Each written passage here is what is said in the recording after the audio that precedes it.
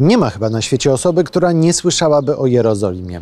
No bo policzmy, wszystkich chrześcijan, Żydów i muzułmanów jest na świecie 4,5 miliarda.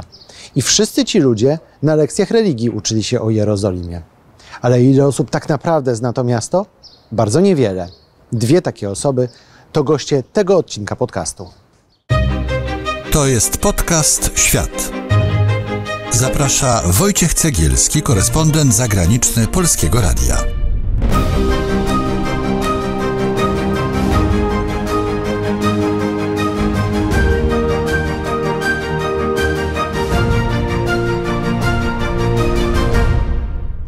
Zapomnij o tym, czego uczono cię w szkole. Jerozolima, uważana za najbardziej święte miasto na ziemi, wcale nie jest święta. A bardzo wiele rzeczy, o których słyszysz na lekcji religii czy w kościele, wcale tak nie wygląda. Udowodnią ci to zaraz 2 zaangażowani katolicy. Zapraszam cię na nietypowy odcinek podcastu Świat. To będzie archeologiczna podróż do świętego dla Żydów, chrześcijan i muzułmanów miasta, a równocześnie przewodnik po Jerozolimie dla zaawansowanych, niezależnie od tego, czy wierzących, czy nie. Dla ludzi, którzy chcą dowiedzieć się czegoś więcej niż tylko kilku powtarzanych od lat frazesów. Posłuchaj do końca, bo właśnie na końcu mam dla ciebie najciekawszą rzecz. Jest czwartek, 13 czerwca 2024 roku. Wojciech Cegielski, zapraszam.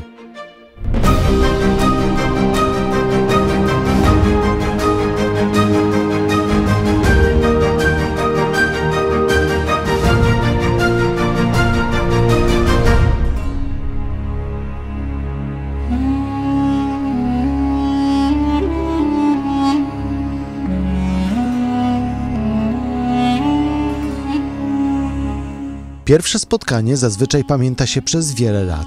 Jan Mela, znany podróżnik, miał 15 lat, gdy w ciągu 1 roku zdobył 2 bieguny. Do Jerozolimy po raz pierwszy przyjechał 2 dekady później. To był jak do tej pory jego pierwszy i ostatni raz w tym mieście. Z kolei ojciec Łukasz Popko to dominikanin, biblista i archeolog, który w Jerozolimie mieszka i pracuje od kilkunastu lat. Tych 2 ludzi z zupełnie różnym spojrzeniem na święte, nieświęte miasto spotkało się 2 lata temu w Jerozolimie, by nakręcić film i napisać książkę Ostatnie dni Jezusa, wydaną przez wydawnictwo W Drodze, którą zresztą serdecznie ci polecam. Jan Mela i ojciec Łukasz Popko to goście tego odcinka podcastu. I to właśnie oni rozszyfrują dla ciebie Jerozolimę. Ja pierwszy raz w Jerozolimie byłem 2 lata temu właśnie w czasie, kiedy pisaliśmy książkę, powiedzmy. Kręciliśmy materiały dokumentalne do produkcji Ostatnie dni Jezusa. To był mój pierwszy i póki co jedyny raz w Jerozolimie, jedyne takie zetknięcie z moich wyobrażeń z tym, jak to wygląda w rzeczywistości. Tak w największym skrócie, jak to wyobrażenie wyglądało? Zdarzyłeś się ze ścianą?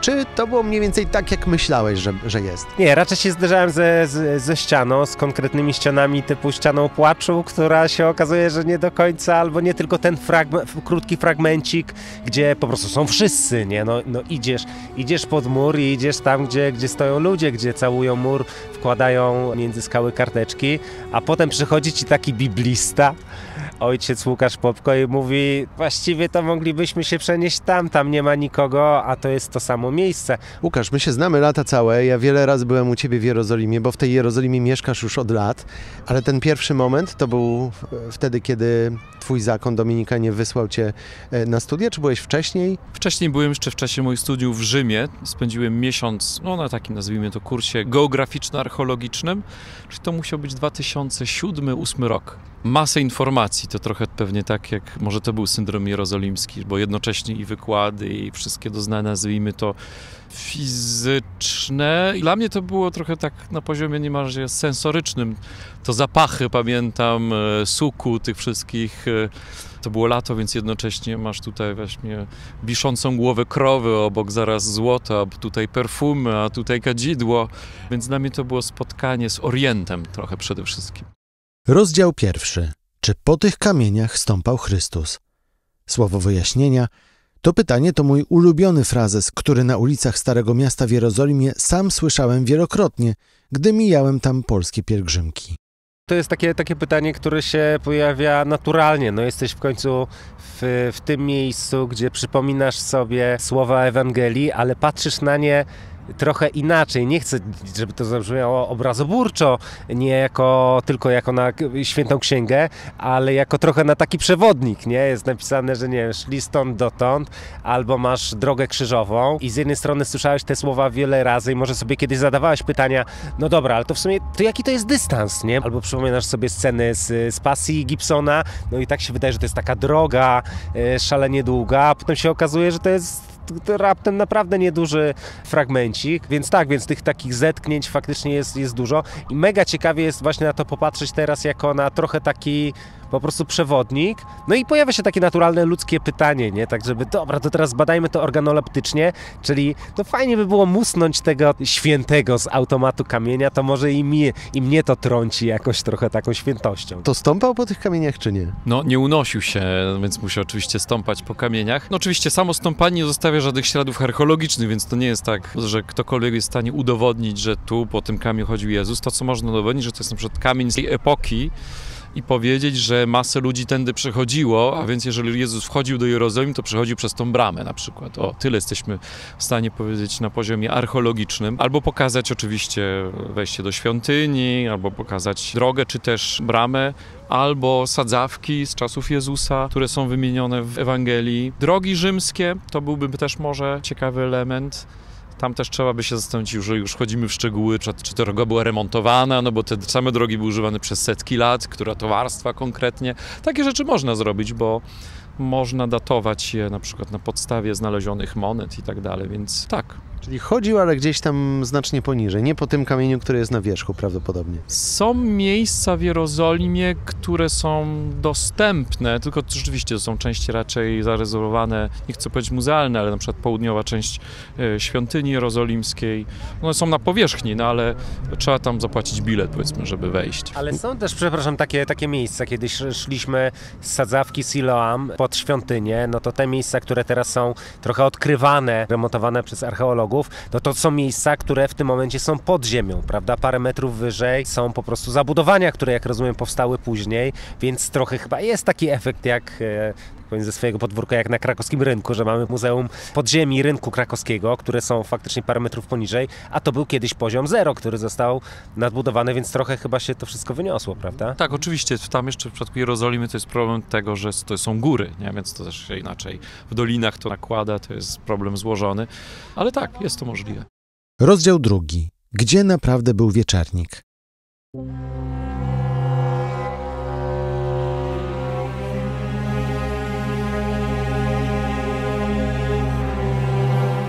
Ja z jakimś specem od historii czy architektury nie jestem, ale jednak sklepienia gotyckie w miarę ogarniam. Z Malborka pochodzę.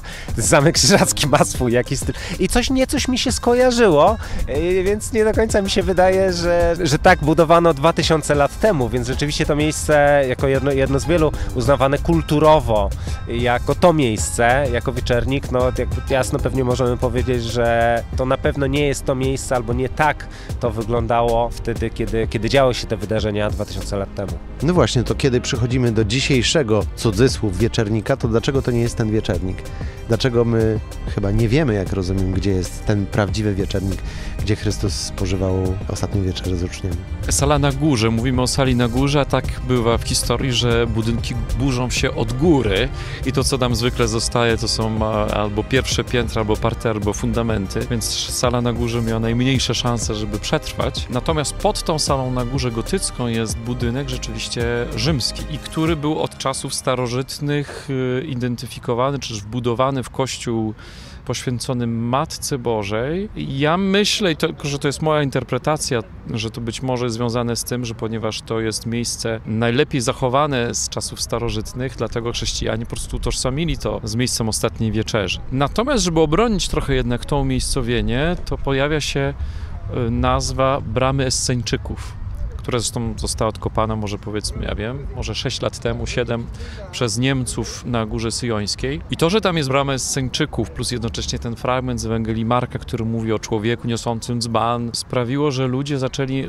komentatorzy historyczni zaczęli myśleć o tym, że jest jakiś tam wątek esseński, to znaczy, że brama Esseńczyków, czyli dzielnica Esseńczyków, mogła być tym miejscem, w którym ta ostatnia wieczerza się odbyła, więc budynek niekoniecznie, natomiast region, dlaczego nie? Być może jest najlepszym kandydatem.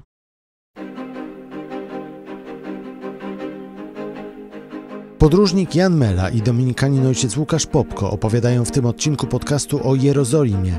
To taki wyjątkowy przewodnik po Jerozolimie dla zaawansowanych oraz dla tych, którzy chcą dowiedzieć się, dlaczego to, czego uczono nas w szkole o tym mieście, wcale nie jest prawdą. Nie ukrywam, że czekam też na Twój komentarz. Przypominam, że nowe odcinki podcastu Świat pojawiają się w każdy czwartek na stronie internetowej Polskiego Radia podcasty.polskieradio.pl, a także na Spotify i na YouTube. Jeśli nie subskrybujesz nas jeszcze, to teraz jest znakomita okazja, by to zrobić.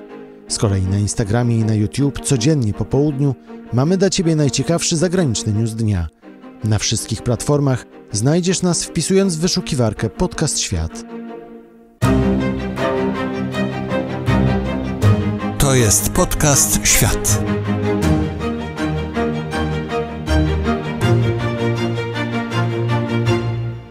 Rozdział 3. Jak naprawdę wyglądała ostatnia wieczerza?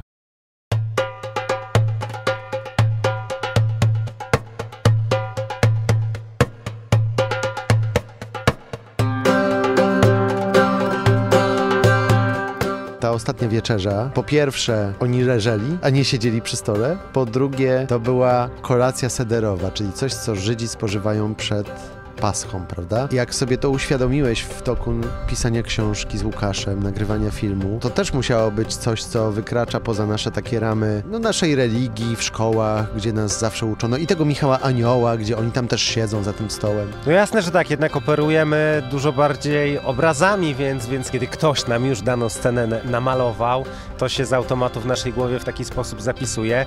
No i faktycznie, kiedy w którymś momencie sobie zadajesz to pytanie, nie, jakby weryfikujesz fakty, się okazuje, że to nie ma wiele wspólnego z rzeczywistością. Jednak te piękne ławy, przy których siedzieli jeden przy drugim, a jednak prawda historyczna, ona myślę, że jest dużo głębsza, jeżeli oni praktycznie leżeli jeden przy drugim. Mówi się zresztą, że Chrystus do ostatniego momentu gdzieś nasłuchiwał serca Judasza, nie? Czy to się jakby... Będąc o niego opartym, jak to się wydarzy. To oczywiście już tak pięknie by to spod ręki Michała Anioła nie wyglądało, więc to troszeczkę podrasował, no tak to mają może ci artyści, nie wiem, ale na pewno warto jest szukać tej prawdy głębszej, bo w niej faktycznie jest pewien większy sens.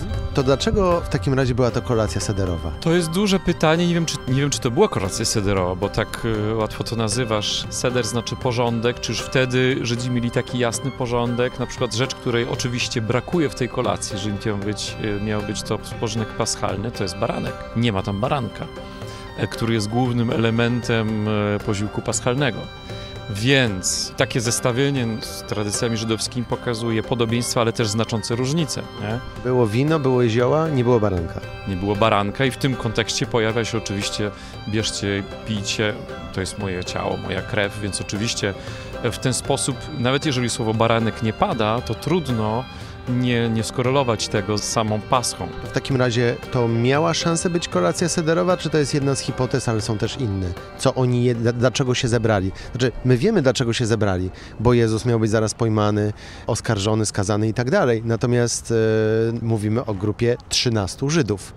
Praktykujących religijnych Żydów. Tak, też muszę powiedzieć, że nie należy zbyt łatwo narzucać na ten posiłek paralele z sederową kolacją współczesnego judaizmu, bo najstarsze opisy sederu to jest tak naprawdę Nowy Testament się okazuje, więc ten sam seder się tworzył przez wieki i takie najstarsze opisy sederu, jak on dokładnie wyglądał, są dużo późniejsze niż Nowy Testament. I historycznie mamy problem, żeby powiedzieć, co oni tak naprawdę robili Żydzi w I wieku, to wcale nie jest takie oczywiste. Są pewne paralele, a jednocześnie z tym sederem to jednocześnie nie jest coś typowego i to, że Pan Jezus każe im przygotować posiłek i to pewnie zapisali to, co było najbardziej nietypowe. Tak mi się wydaje, nie? Więc to, co typowe, to oczywiście tego nie zapisuje. Napisali pewne nieregularności, coś nieoczywistego, a na przykład innych rzeczy się nie opisuje tak jak, no nie wiem, w naszym życiu, nie? Że ktoś będzie opisywał, co mi się dzisiaj wydarzyło, wsiadłem do tramwaju, no to nie będzie opisywał, co to znaczy tramwaj, albo jak się wsiada, jak się drzwi otwierają, no bo to wszyscy niby wiedzą. Rozdział 4. Dlaczego Bazylika Bożego Grobu jest taka mała? Słowo wyjaśnienia. Bazylika Bożego Grobu to najważniejszy kościół chrześcijański na świecie. Postawiono go w miejscu, w którym ukrzyżowano Chrystusa i złożono go do grobu. To było dosyć uderzające. Wiele rzeczy zresztą mnie tam jakoś zaskoczyło i zszokowało. No sama Golgota, która też nie jest jakoś tam super oznaczona, to na miejscu w Bazylice Grobu Pańskiego jest tak podzielone na dwa, nazwijmy to poziome piętra. Część skały Golgoty widać przez takie okienko. Mieliśmy zresztą taką sytuację, że ekipa się tam rozstawiała do filmowania, my z Łukaszem stoimy, przechodzi obok jakaś kobieta, jakaś turystka, widzi Łukasza, to myśli, no ksiądz czy inny zakonnik to może doinformowany i pyta tak, przepraszam panowie, a tutaj za szybko to co to jest? I Łukasz mówi, to jest skała Golgoty, na której Jezus Chrystus umarł. A ona tak spojrzała, to? Aha, okej, dzięki. I wiesz, to było takie szokujące, a z drugiej strony jakbym nie miał tam przewodnika w postaci Łukasza, to być może sam bym przeszedł obok i nie zauważył, więc wiele rzeczy... W zalewie tych złotych figur, które tam są, tych krzyży, tych obrazów. Prawda? Dokładnie tak, więc wiele rzeczy tam jakby ta skala maleje i skala skały Golgoty, która rzeczywiście jest taka dosyć nieduża. Oczywiście kamień, ten głaz, którym sam grobowiec był zamknięty, to jest znowu inna historia, prawda, tego, że krzyżowcy bardzo często w swojej pobożności, jak to Łukasz opisuje, gdzieś kawałeczek tej skały chcieli zabrać ze sobą, więc to, co sobie wyobrażamy, taki, prawda, okrągły, duży głaz wielkości tam, powiedzmy, nie wiem, 2 metrów, no to z niego został już kawałeczek tego wszystkiego. No i przede wszystkim faktycznie ta odległość drogi krzyżowej, która jest dużo mniejsza niż to było chociażby w mojej głowie, w moim wyobrażeniu. No to w takim razie dlaczego przejście między Golgotą a grobem zajmuje, jak nie ma ludzi, to 20 sekund? No 20 sekund to nie, można by się przewrócić po tych schodach. Wydaje mi się, że należy myśleć o rzeczach praktycznych, nie? Ewangelia mówi, że to był grób prywatny jakiegoś bogatego człowieka, Józefa z Arymatei. Grób był w pobliżu, tak mówi o tym Ewangelia Jana. To, co jest jednak w tej historii dla mnie zajmujące, to, że pierwsze nie jest powiedziane, że ten człowiek był jego uczniem. Uczniowie gdzieś tam się pochowali, kobiety stoją z daleka. To był jego osobisty grób. Mógłby z pobożności zdjąć tego człowieka, po prostu go zakopać gdziekolwiek, nie? To wcale nie jest powiedziane, że musi dać swój dom rodzinny temu człowiekowi, więc wydaje mi się, że ten grób też istniał, był jakimś punktem odniesienia, nawet po zmartwychwstaniu. Nie jest powiedziane, że ta rodzina nie korzystała z tego grobu później, nie? Więc tak jak dzisiaj byśmy powiedzieli, nie grobowiec czy tej, czy innej rodziny, więc to jest jakiś punkt odniesienia. Rozdział 5. Ostatni i najważniejszy. Dlaczego Jerozolima nie jest świętym miastem?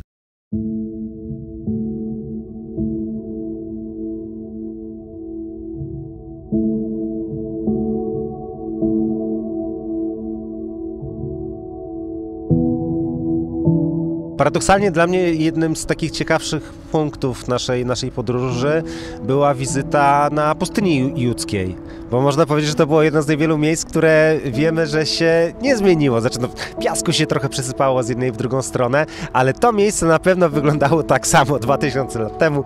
Nikt tutaj niczego nie zmienił, ale ja miałem takie poczucie, że to, co jest najistotniejsze w całym tym gwarze, bo to jednak jest miasto bądź co bądź, prawda, turystyczne, tych pielgrzymów jest tam mnóstwo, no to, że to, co jest najistotniejsze, to pewien brak, czyli tajemnica samego grobu, że tam nic nie ma. Wiesz, jest trochę tak, że kiedy gdzieś jesteś, gdzieś podróżujesz, wchodzisz na górę, wspinasz się, to na końcu jest szczyt. Tam jest ta wisienka dla ciebie. Jest ta wisienka, jest jakaś flaga, wiesz, że wyżej już wejść nie można zrobić zdjęcie i to widać, nie? A tutaj ta kwintesencja sprawy to jest pusty grób i to jest taka najcenniejsza rzecz, nie? Że jakby kolejny krok to jest coś, co się musi w nas odbyć, czyli akt wiary, nie? Bez tego to jest tylko miejsce, które jest fajne, ciekawe architektonicznie, ale nie wystarczy. No to Łukasz, jesteś chyba najbardziej odpowiednią osobą do zadania tego pytania, bo jesteś po pierwsze księdzem, ale po drugie jesteś archeologiem biblistą. Jesteś człowiekiem i od wiary, i od rozumu. To rzeczywiście Jerozolima, czy też Ziemia Święta jest tą piątą Ewangelią twoim zdaniem? Już na tym poziomie właśnie nie takim szkolnym, kościółkowym, tylko dla ludzi, którzy chcą czegoś więcej. No, dla mnie osobiście muszę powiedzieć, Jerozolim jest czymś żywym, nie? To znaczy, jak myślę o Jerozolimie, to myślę o miastie, w którym żyję od kilkunastu lat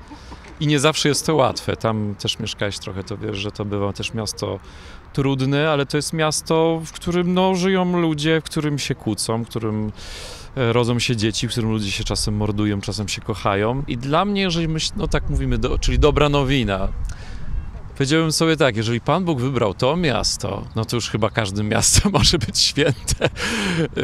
Raczej tak to widzę. I te wszystkie teksty, które się w liturgii mówi, i można znaleźć teksty w Piśmie Świętym, które mówią o święte miasto, ale jednocześnie jest masę tekstów, które Jerozolimę potępiają. Więc to jest Jerozolima, to jest jedno i drugie, nie? To jest miejsce zbawienia, ale to znaczy, że to jest miejsce, w którym też jest miejsce grzechu, nie? I dla mnie to jest doświadczenie po prostu świata, nie? To znaczy Jerozolima to jest takie miejsce, w którym jak w soczewce skupiają się nawet dzisiaj problemy, konfliktu między Azją, Stanami Zjednoczonymi, konflikty narodowościowe, religijne, polityczne. Tak jakoś się to dzieje, że tu się wszystkie te linie przecinają i to nie jest bajka, tylko to jest świat realny, w którym my dzisiaj mieszkamy. Dla mnie to jest takie doświadczenie realizmu, które mnie zmusza, że wiara nie polega na tym, że wymyślamy sobie inny świat, tylko chodzi o to, żeby być zanurzony w tym świecie, w którym rzeczywiście teraz jesteśmy. Podróżnik Jan Mela i dominikanin oraz archeolog i biblista ojciec Łukasz Popko opowiadali w tym odcinku o Jerozolimie, tej prawdziwej, która, jak już wiesz, wcale nie jest świętym miastem. Goście tego odcinka to także autorzy książki Ostatnie dni Jezusa, wydanej przez wydawnictwo W Drodze. W książce, którą ci polecam, znajdziesz odpowiedzi na kolejne pytania o Jerozolimę, które zapewne przychodzą ci do głowy, bo Jerozolima to przy tym wszystkim jest najbardziej skomplikowane, a przez to najbardziej fascynujące miasto świata.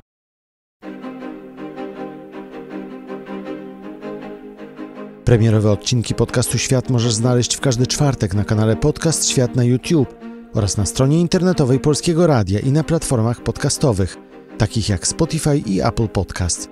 Na naszym kanale na YouTube w każdą niedzielę pojawiają się też filmy z niebanalnymi historiami z całego świata, a w tygodniu na YouTube i na Instagramie Podcast Świat o 18:00 dajemy Ci najważniejszy światowy news dnia. Subskrybuj nas na YouTube i włącz powiadomienia. Śledź nas też na Instagramie, komentuj, krytykuj i koniecznie powiedz o nas swoim znajomym. Teraz to wszystko. Ja nazywam się Wojciech Cegielski, dziękuję za uwagę i wracam za tydzień.